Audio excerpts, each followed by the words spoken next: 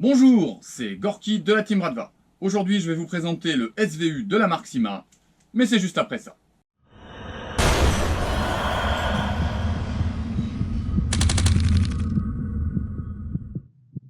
En introduction, je souhaiterais remercier Chanov, qui est un joueur en fait que je connais très peu, l'un des followers de la chaîne, et qui a proposé de lui-même de me prêter cette réplique. Alors c'est encore toute la qualité que je reconnais à notre communauté d'airsofters. On est sur la confiance, il n'y a pas d'histoire de fric, il n'y a pas d'histoire de caution, de quoi que ce soit. On s'est rencontrés, on a discuté un peu, il m'a parlé de sa réplique, il me l'a filé. Ça fait presque 15 jours, 3 semaines. C'est vraiment quelque chose que j'apprécie beaucoup entre airsofters, qui est cette possibilité d'échanger et de partager dans un champ qui ne soit que amical et fraternel. Alors, cette réplique, il l'a commandée sur un grand site de vente polonais que je ne citerai pas.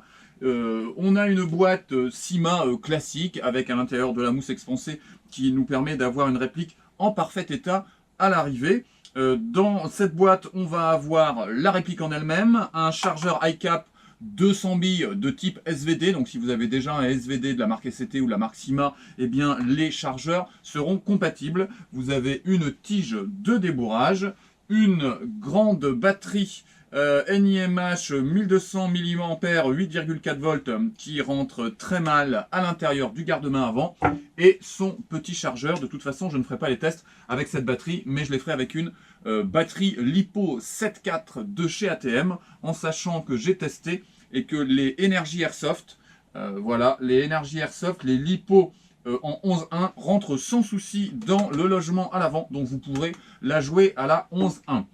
Quand on sort la réplique de la boîte, eh bien, on est tout de suite saisi par, et bien sûr, la technologie Bullpup. On est sur un SVD qui a été revisité, qui a été modernisé, et avec une technologie Bullpup, c'est-à-dire une optimisation de la longueur du canon en fonction de la longueur de l'arme ou de la réplique, en l'occurrence, puisque vous voyez que le chargeur est en arrière de la poignée, plutôt que d'être, comme habituellement, en avant de la poignée. Et on comprend bien que si le chargeur était ici, le canon serait très très court, alors que le chargeur étant là, on a un canon de 650 mm.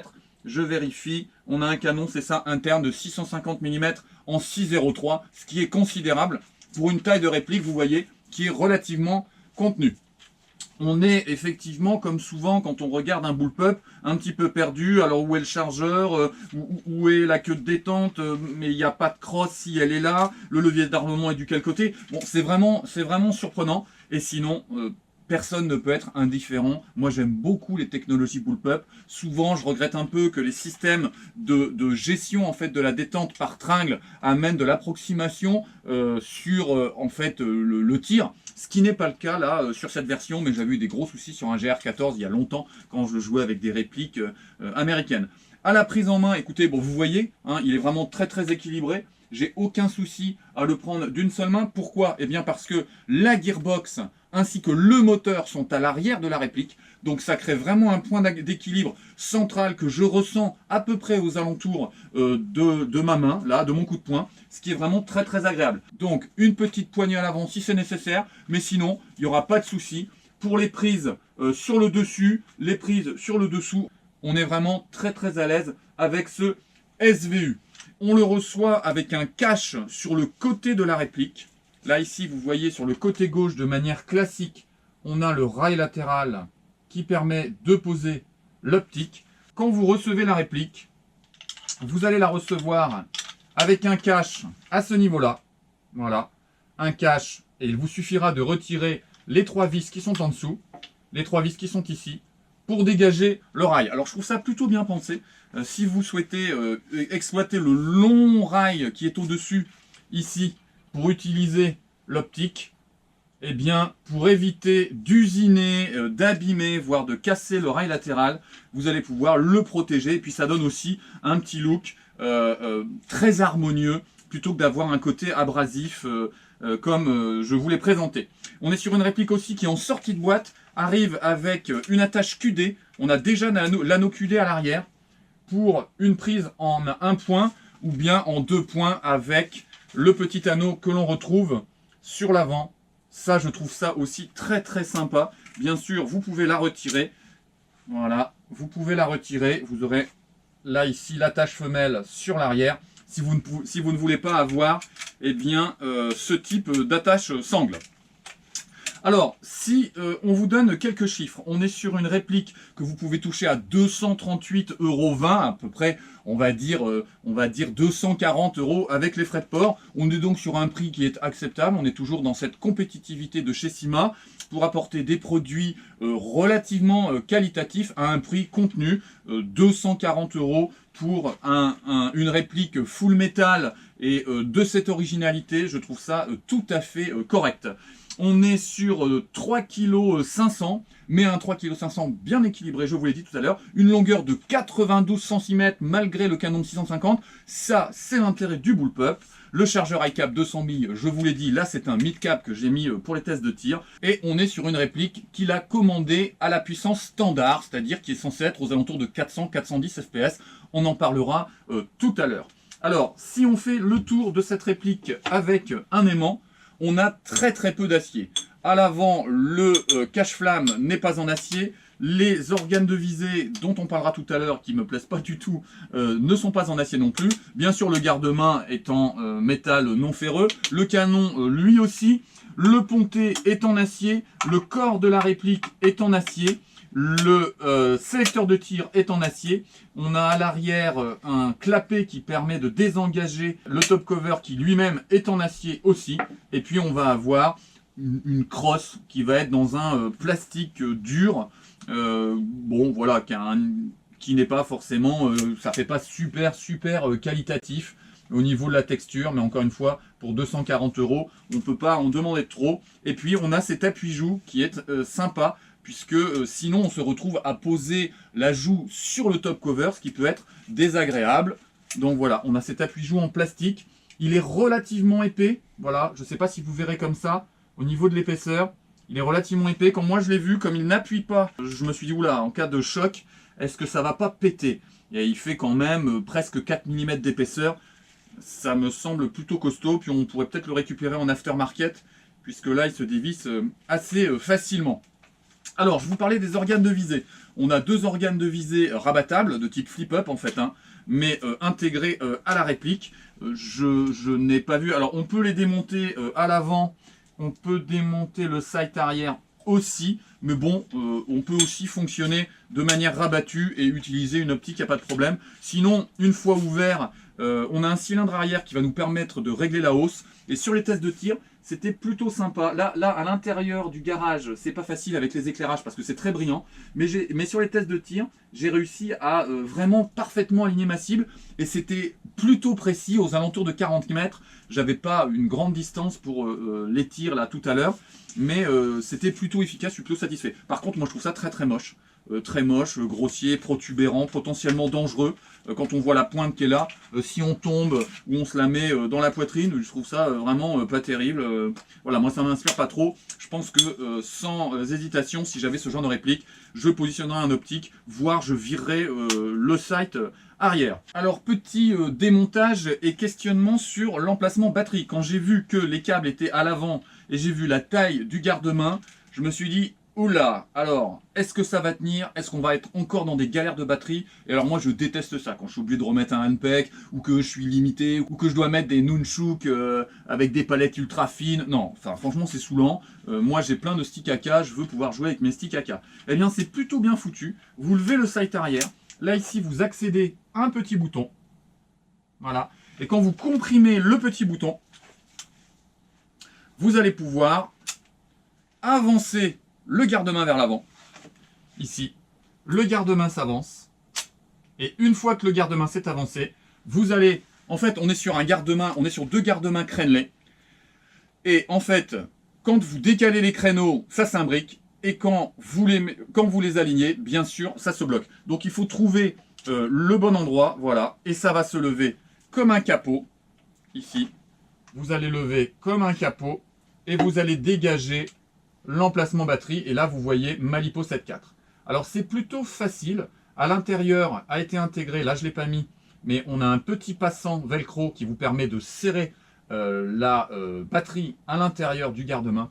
Il faut juste faire gaffe, vous voyez là, ici, au niveau de la connectique, J'ai fait en sorte de faire descendre la connectique suffisamment bas et quasiment dans le garde-main inférieur pour ne pas gêner justement le cisaillement du upper et du lower pour qu'il puisse bien s'imbriquer sans endommager les fils. Et je trouve que c'est tout à fait correct. Vous voyez, c'est dans l'alignement, nickel. Si vous voulez faire quelque chose de très très propre, vous utilisez ce petit velcro là, ici, là. Je trouve ça vraiment sympa de l'avoir fourni. Sinon, je pense que j'aurais mis, puisque j'ai ce genre de choses pour faire du calage, je l'aurais utilisé. Mais là, c'est déjà prévu à l'intérieur. Je trouve ça super bien pensé. C'est des détails. C'est vraiment des détails auxquels je suis sensible, moi, quand on voit que les ingénieurs ont pensé aux joueurs. Ils se sont dit, ah ouais, mais le machin va se balader à l'intérieur, ça va pas être très sympa. Si le gars est vraiment pointillé et veut le caler au poil, il va pas pouvoir, on va déjà lui mettre, il aura pas à bricoler avec du scotch. C'est vraiment pas mal, surtout pour les gars comme moi qui n'aiment pas du tout bricoler leur réplique. Alors, je repositionne le garde-main et je vous explique pourquoi j'ai pris mes gants. Hein. C'est pas juste pour le côté stylé, en fait. Hein. Alors c'était un petit peu galère, hein. Il y a un coup de main à prendre pour pouvoir bien réengager le garde-main sur le dessus. Et puis à la fin, il faudra là ici contraindre le bouton pour réussir à bien réengager le garde-main d'un coup sec. Et c'est nickel. Alors je vous ai dit pourquoi effectivement je porte mes gants. C'est sur la manipulation du chargeur. Le bullpup c'est sympa, c'est joli. Mais quand vous l'avez en main, voilà. Quand vous l'avez en main comme ça et que vous devez sortir le chargeur en le prenant pleine main comme d'habitude, comme avec une AK, ben c'est assez galère. Mais encore, pour le sortir, ça va à peu près. Mais pour le remettre, c'est impossible. Si vous réengagez avec la main classique, c'est impossible d'aller rechercher chargeur. Ou bien il va falloir désengager le pouce. Et là, vous n'avez plus la prise sur la réplique. C'est pas possible. Donc, il va falloir prendre le chargeur par le dessous pour aller l'engager. Et c'est vrai que si on n'a pas testé, eh bien, on va se dire, bon, bah, il n'y a pas de problème, le bullpup, ça va être, entre guillemets, combat ready. Non, il y a une vraie galère de manipulation. On le sort, on le prend par le dessous, et là, ensuite, on va pouvoir le réengager. Mais il faut prendre le coup de main, voilà, de le sortir par le dessous. Les gens qui manipulent des SVD ont déjà un petit peu cette habitude, mais franchement, il faudra le prendre.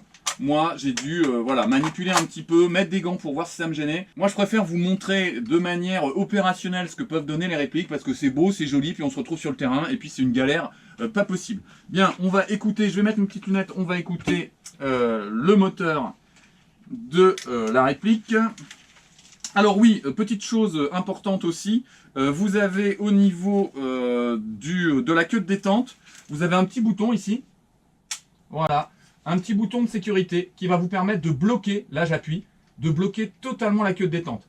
Et si vous repassez dans l'autre sens, vous pouvez tirer, là je bloque, et c'est complètement neutralisé. Autre petite chose que j'ai remarqué, au niveau du sélecteur de tir, vous avez d'abord le semi, puis le full. Donc on est à l'inverse d'une AK.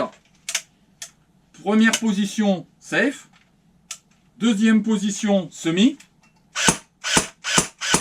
Troisième position, full.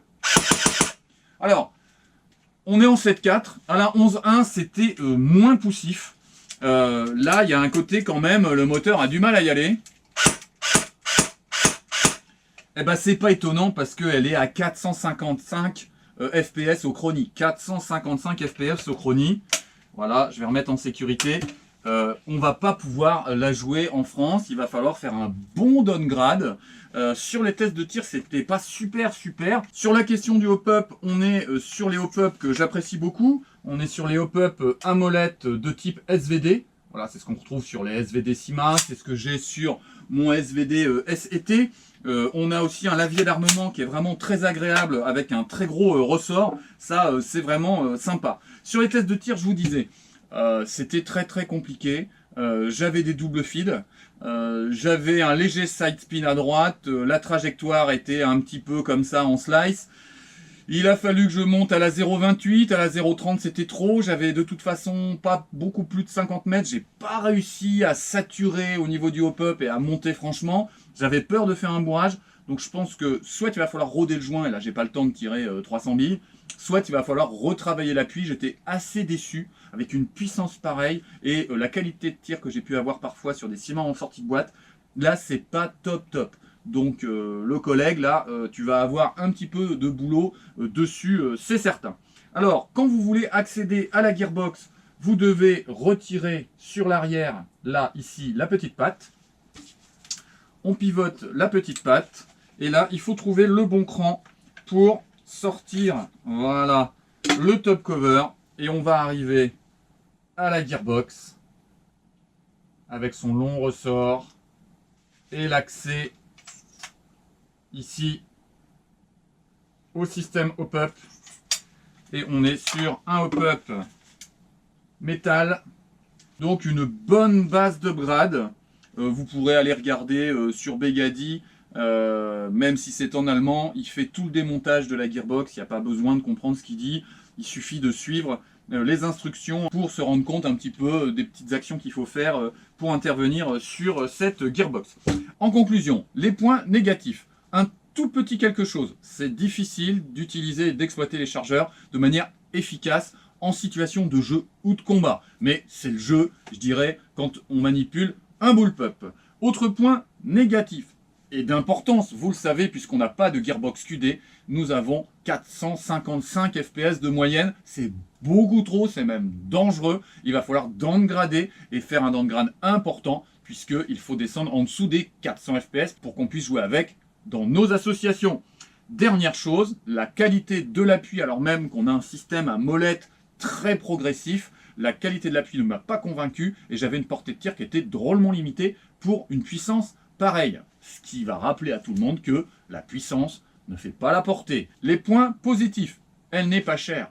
238 € pour une réplique originale comme celle-ci, full métal, bien finie, avec son beau garde-main qui mixte le Picatinny et le QD. On a un bel objet et pourtant accessible. Encore une fois, merci Syma de nous rendre accessible ce genre de matériel.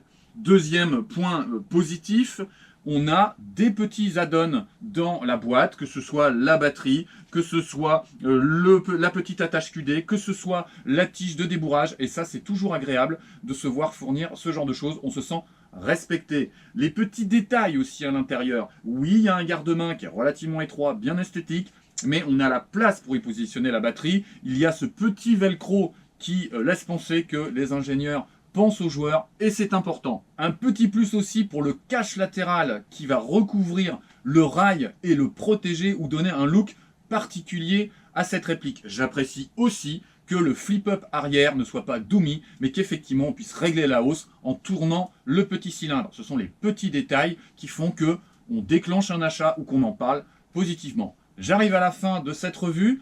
Je vous remercie de m'avoir suivi. Si ça vous a plu, vous likez. Si ça vous a pas plu, bien sûr, vous dislikez. Mais le plus important, ce sont vos commentaires. Est-ce que vous l'avez acheté? Qu'est-ce que vous avez fait comme downgrade? Est-ce que vous avez trouvé l'appui optimal? Est-ce que cette gearbox pose souci? Ou vous avez dû faire des petites choses à l'intérieur? Est-ce que vous avez gardé ou changé le moteur? Vraiment, je vous le demande rarement, mais comment vous avez quitté cette réplique? Souvent, les SVU posent souci. Le Pioneer, c'était une catastrophe. Le Syma, je vous pose la question. Ça m'intéresse de le savoir puisque c'est une réplique qui est détenue par un des membres de la team et j'aimerais savoir comment elle peut s'optimiser.